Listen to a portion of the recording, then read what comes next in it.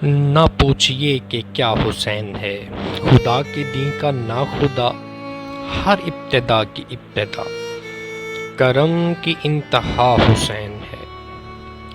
نواسۂ رسول کی پیدائش مدینہ میں 3 شعبان 4 ہجری کو اور انگریزی تاریخ کے مطابق 11 جنوری 626 عیسوی کو ہوئی۔ کائنات کے مارد وجود میں آنے کے بعد جب آدم علیہ السلام کے جسم میں روح پھونکی گئی تو آنکھیں کھولنے کے بعد آدم علیہ السلام نے 5 ناموں کو دیکھا، اور ان 5 ناموں میں ایک نام حسین علیہ السلام کا تھا، اور وہ 5 نام پنجتن پاک کے نام تھے۔ جب آدم علیہ السلام کی نظر اس پاک نام حسین علیہ السلام پر رکی تو اس کی آنکھ میں سے آنسو آنے لگ گئے، سے پوچھنے لگے کہ یہ نام کس کا ہے؟ تو جبرائیل علیہ السلام نے بتایا کہ یہ ان ہستیوں کے نام ہیں جن کے لیے یہ کائنات بنائی گئی ہے، اور جس نام پر تمہاری آنکھ سے آنسو جاری ہوئے ہیں یہ نام حسین علیہ السلام ہیں، جو آپ کی اولاد میں سے ہوں گے، اور جس مقصد کے لیے یہ دنیا بنائی گئی ہے اس کو پورا کرنے کے لیے اپنے گھرانے سمیت شہید کر دیے جائیں گے۔ تیری مٹی بڑی باضمیر ہے، تبھی تجھے علم نہ ہونے کے باوجود تیری آنکھ سے آنسو نکل آئے، تو بس اللہ نے یہ فیصلہ کر لیا ہے کہ قیامت تک ہر باضمیر انسان کی آنکھ سے آنسو نکلیں گے جو حسین کو یاد کرے گا۔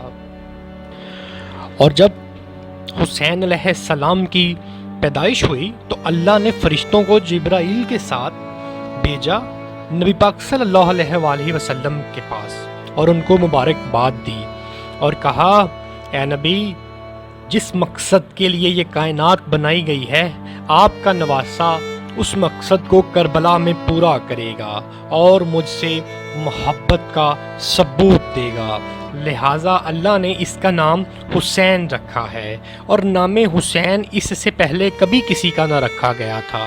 آپ کا ذکر دوسری آسمانی کتابوں میں بھی ہے، تورات میں آپ کو شبیر کہا گیا، جبکہ انجیل میں آپ کو تاب کے نام سے پکارا گیا، اور قرآن میں آپ کو اللہ کے نبی کے بیٹے کے انداز سے بھی پکارا گیا۔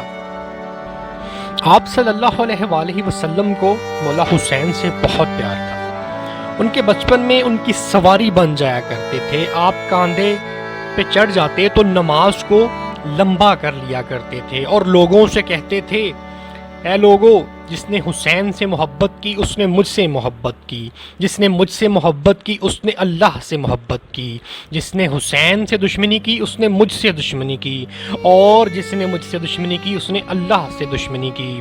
اور اللہ سے دعا کرتے تھے، اے اللہ، جو حسین سے محبت کرے تو بھی اس سے محبت کر، جو حسین سے دشمنی کرے تو بھی اس سے دشمنی کر۔ حسین علیہ السلام کا بچپن نبی کے سایہ میں گزرتا ہے۔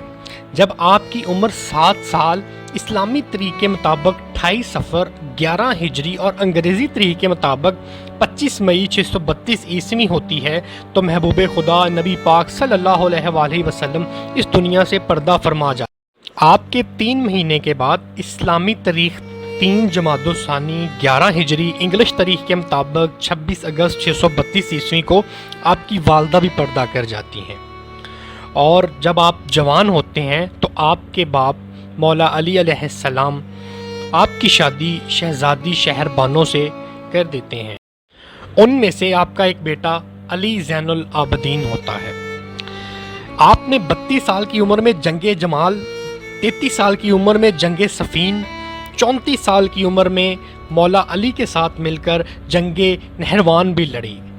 36 سال کی عمر میں آپ کے بابا اسلامی تاریخ کے مطابق 21 رمضان 40 ہجری اور انگریزی تاریخ کے مطابق 28 ستمبر 661 عیسوی کو مسجد کوفہ میں زہر آلود تلوار سے شہید کر دیے جاتے ہیں۔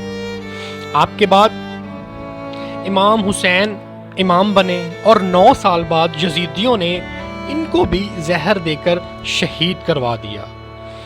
آپ کی شہادت کے بعد امام حسین علیہ السلام نے دیکھا کہ میرے نانے کے دین کو بہت خطرہ ہے، کیونکہ یزید زبردستی حاکم بن گیا تھا، اور اس نے حاکم بنتے ہی اعلان کیا کہ کوئی دین، کوئی قرآن نہیں، آج کے بعد جو میں کہوں گا وہ دین ہے۔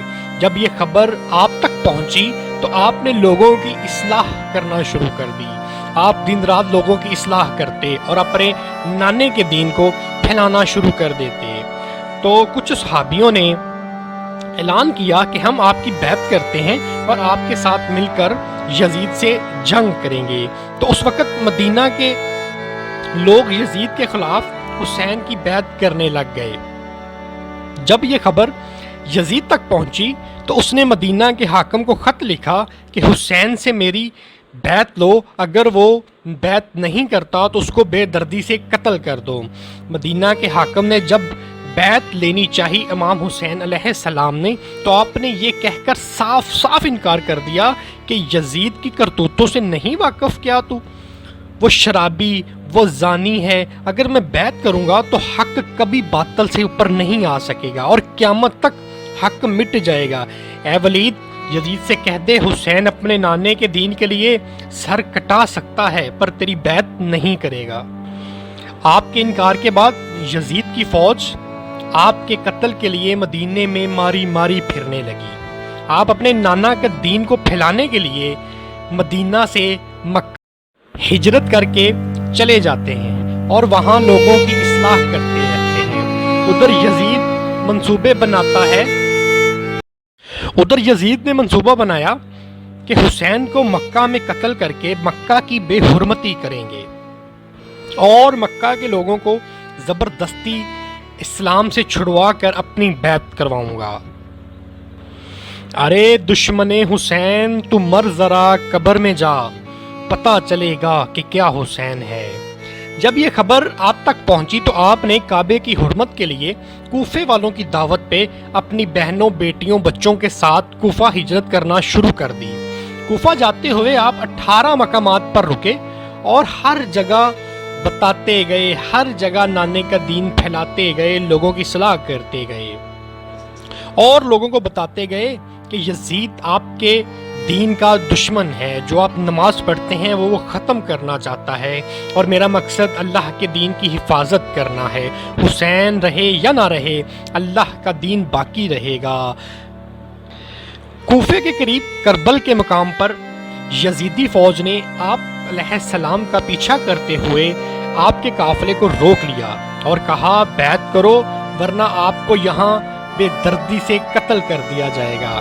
آپ نے کہا اے لوگو، تمہیں نہیں پتا میں اس علی کا بیٹا ہوں جس کے بارے میں نبی پاک صلی اللہ علیہ وآلہ وسلم نے کہا علی حق کے ساتھ ہے اور حق علی کے ساتھ ہے. میں نانے کے دین کے لیے سر کٹوا سکتا ہوں پر بیعت نہیں کروں گا. تو بس پھر ظلم کی انتہا ہوئی.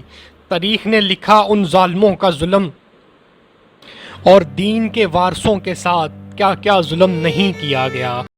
وہ لوگ جن کے گھر کا دین تھا، وہ سید، وہ گھرانہ جس کے گھر کا ایک ایک فرد پوری کائنات سے قیمتی تھا.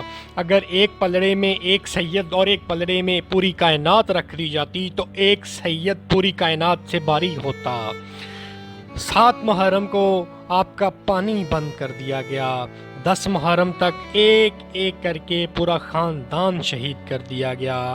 حسین کا سر نیزے پہ چڑھ کر بھی قرآن کا قاری رہا اور یزید تخت پر بیٹھ کے بھی قیامت تک لعنتی ٹھہرا. نیزے پہ قرآن سنایا جس نے، ہے دین خدا کا بچایا جس نے، جس کی سواری ہو رسول اور جس کی ماں ہو بطول، خنجر تلے جو کہے تیری رضا ہے قبول، وہی ہے پاک حسین سخی لجپال حسین. تو دوستو اگر آپ کو ویڈیو پسند آئی ہو تو چینل کو سبسکرائب کر دیجیے گا. اللہ حافظ.